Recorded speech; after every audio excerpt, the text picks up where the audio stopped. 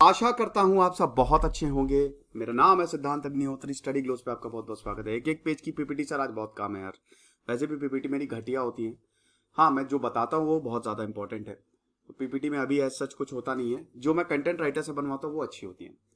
फिलहाल जो मैं बता रहा हूँ उस पर आप ध्यान दें। देखिए, चाइना ने नया बॉर्डर लॉ अडॉप्ट किया है। देखिए, ये भारत के लिए बहुत ज़्यादा मुसीबतें बढ़ाने वाला है।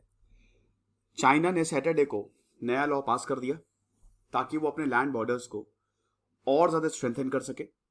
मिलिट्री टेंशन हो गई है भारत के साथ। 13th राउंड ऑफ टॉक्स में भी कुछ भी नहीं निकला है।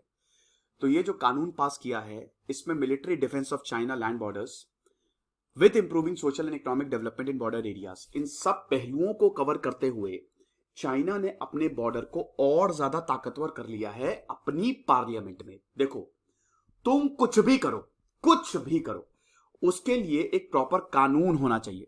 कल को अगर सरकार कानून ले आए कि सांस लेने पे भी टैक्स देना है, तो आप बोलोगे कि हम नहीं देंगे टैक्स। तुम मान लो कि तुम ये लॉ ले आए, तुमने बोला हम नहीं देंगे टैक्स, ठीक है। सरकार बोलेगी नहीं, देना पड़ेगा, क्योंकि हम एक पूरा का पूरा कानून है। अगर कानून नहीं होगा तब सरकार बोले तब आप सीधा कोर्ट चले जाओगे, कोर्ट उसको खारिज कर देगा। तो किसी भी चीज को जस्टिफाई करने के लिए लॉ जरूरी होता है। जैसे अमेरिका में अगर युद्ध भी करना है तो उसके लिए भी लॉ आएगा, कांग्रेस में वो भी लॉ पास होता है। अब ये जो बॉर्डर लॉ है ये किसी भी तरीके से सही नहीं है। परसों मैंने एक लेक्चर लिया था कि चाइना और भारत का फ्यूचर में वॉर कैसे होने वाला है, फ्यूचर में युद्ध। चाइना 2050 तक दुनिया की सबसे बड़ी मिलिट्री हो सकता है। बड़ी तो नहीं, लेकिन आधुनिक मिलिट्री हो जाएगा, ये कड़वी सच्चाई है। साइबर सिक्योरिटी में, बिग डेटा में चाइना का भयानक इन्वेस्टमेंट है।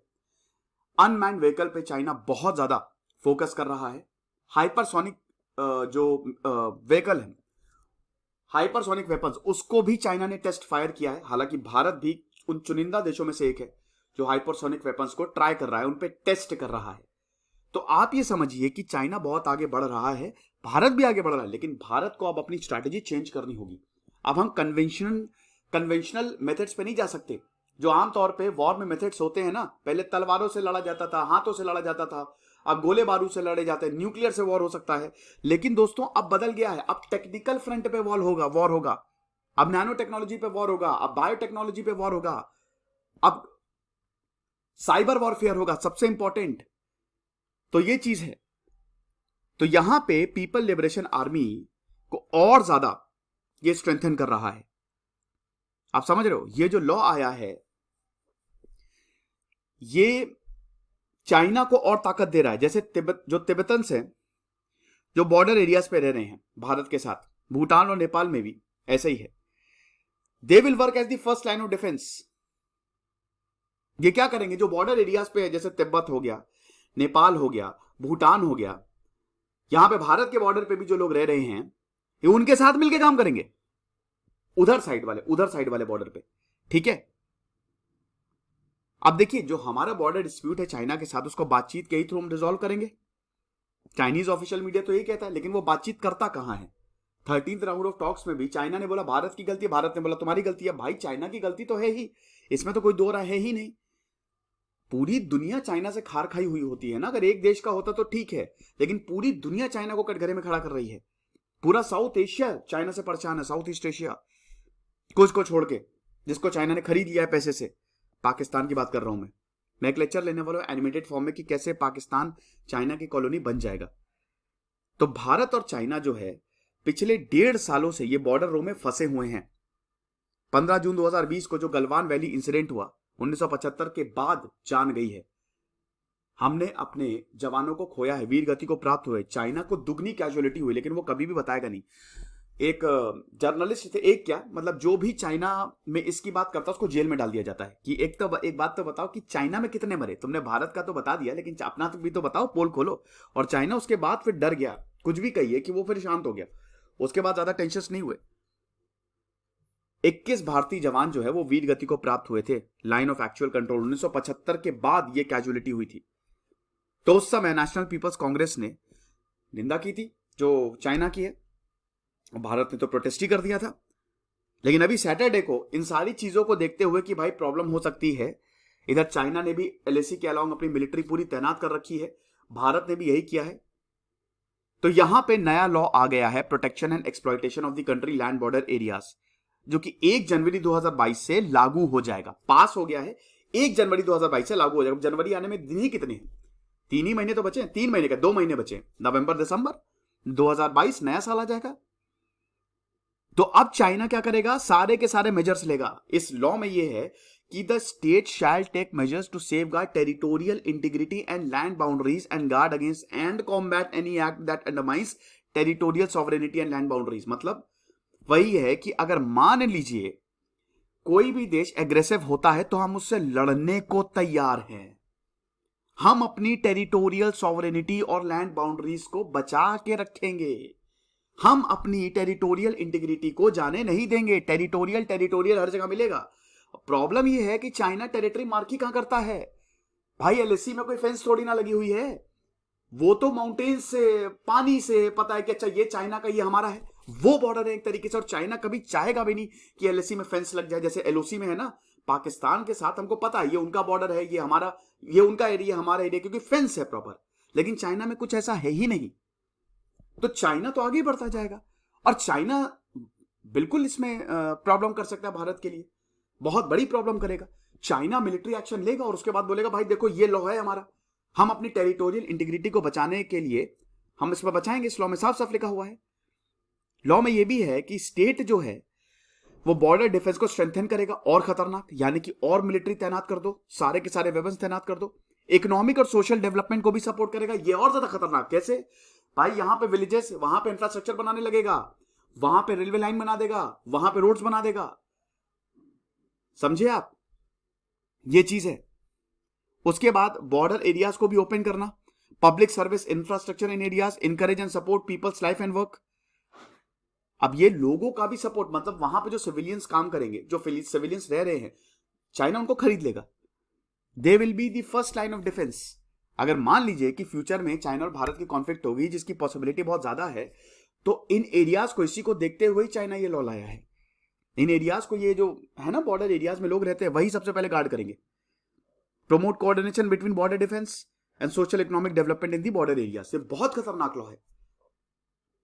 पूरे के पूरे बॉर्डर को अपने कंट्रोल में चाइना लेना चाहता है। लॉ ये भी बताता है relevant responsibilities of the PLA, कि आखिरकार पीपल लिबरेशन आर्मी की रिस्पॉन्सिबिलिटीज क्या हैं। अब इसमें एक और टर्म है armed militias and local government. ये और जो आर्मी में काम नहीं करते हैं, ठीक है, लेकिन जो चाइना के साथ हैं, जैसे मिलिशियाज, जैसे आतंकी, दे आर ऑल्सो मिलिशियाज। वो पाकिस्तान में आपको पता ही है सारे के सारे, एक तो पाकिस्तान की मिलिट्री आईएसआई तो सिरदर्द है ही है, साथ ही साथ उनके आतंकी भी तो सिरदर्द हैं। वो भले ही पाकिस्तान की आर्मी में काम नहीं करते हैं, लेकिन है तो वही भारत की नाक पे दम करके रखा हुआ। भारत हालांकि उनको मारता है। तो ये आर्म्ड मिलिशियाज और लोकल गवर्नमेंट की बात की है, सपोर्ट की बात की है भाई। ओ हो, लोकल गवर्नमेंट का सपोर्ट आर्म्ड मिलिशियाज भी डाल दिया उठा के, ताकि बॉर्डर डिफेंस और इनको मैनेज करने के लिए हम कोऑर्डिनेट कर सके एक दूसरे से, बॉर्डर इंफ्रास्ट्रक्चर को बढ़ा सके। फिर लॉ ये बताता है कि बॉर्डर टाउन्स को भी कंस्ट्रक्ट करना है। बॉर्डर टाउन्स कंस्ट्रक्ट बड़ा खतरनाक आइडिया है भारत के लिए। ये सब भारत के अगेंस्ट है। क्यों? क्योंकि देखिए बॉर्डर टाउन्स का मतलब ये है कि इनकी मिलिट्री, आपको पता ही है ना कि पहले जो अर्बनाइजेशन हुआ भारत में भी, इनफैक्ट पूरी दुनिया में, वो गैरिसन टाउन्स होते थे, वो मिलिट्री टाउन्स होते थे। मिलिट्री इन्वेजन करने जाती थी और वहां पे शहर होते थे ताकि मिलिट्री ठहर सके। तो ये जो शहर है ये भी फर्स्ट लाइन ऑफ डिफेंस होंगे। बॉर्डर एरियाज पे जितने भी बॉर्डर, चाहे भूटान, नेपाल, भारत के जो बॉर्डर एरियाज हैं, वहां पे टाउन्स बना दो, शहर बना दो, ये सब, ताकि रिवर से, पोर्ट से इनको कनेक्ट किया जा सके। अब बॉर्डर डिस्प्यूट को कैसे रिजॉल्व करेंगे? यहां पे बताया गया कि जो स्टेट है, ये इक्वालिटी, म्यूचुअल ट्रस्ट और friendly consultation, equality, mutual trust और फ्रेंडली कंसल्टेशन, ये तीनों एक ढकोसले हैं। इनको बॉर्डर डिस्प्यूट के बारे में तो डाल नहीं था। हम ऐसे ही लैंड बॉर्डर रिलेटेड अफेयर्स को डील करेंगे। जो भी नेबरिंग कंट्रीज है, थ्रू नेगोशिएशंस, एक तरफ ये कॉन्ट्राडिक्ट कर रहा है लॉ। एक तरफ ये कह रहा है कि हमको बॉर्डर एरिया पे टाउन्स बनाने हैं और हम अपनी टेरिटोरियल इंटीग्रिटी को रिस्पेक्ट करेंगे, और हम मतलब इन बिटवीन द लाइंस की आर्मी बढ़ा देंगे वहां पे। और दूसरी तरफ ये कह रहा है कि हम फ्रेंडली कंसल्टेशन करेंगे, म्यूचुअल ट्रस्ट, इक्वालिटी, ऐसा होगा ही नहीं। या तो आप इसको फॉलो कर लीजिए या फिर आप पहले वाले को फॉलो कर लीजिए।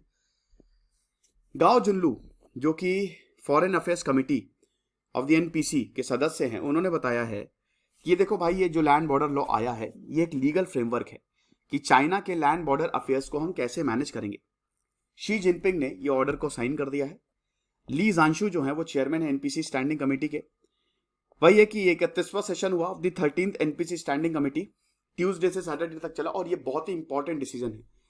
ये मीडिया को कवर करना चाहिए, मेन मीडिया कवर नहीं कर रही, लेकिन ये खतरनाक है ये। तो भारत को भी कुछ इस तरीके का लॉ लाने की अब कोशिश करनी चाहिए। लेकिन वही है कि देखिए, लॉ किसे क्या ही है, वो तो जब युद्ध होता है तो सब सारे के सारे लॉ वो एकदम साइड में चले जाते हैं। ठीक है, मेन यही है कि भारत की आर्मी को अब वक्त आ गया कि वो टेक्निकल फ्रंट भी बहुत अच्छे से इंप्रूव करे। खुश रहिए, पढ़ते रहिए। इधर से सिद्धांत अग्निहोत्री साइनिंग ऑफ। हमारा शानदार बैंकिंग का कोर्स है, 450+ घंटे है। इन नंबर्स पे कॉल करिए आप, और व्हाट्सएप कर सकते हैं, आप जानकारी ले सकते हैं। और अगर आपको मुझसे मिलना है तो भी आप इस नंबर पे व्हाट्सएप कर दीजिए। तो क्योंकि मैं नैनीताल आ रहा हूँ, ट्यूसडे वेंसडे को रहूंगा, तो फिर हम मिलते हैं, बढ़िया सा सेशन करते हैं। Thank you so much.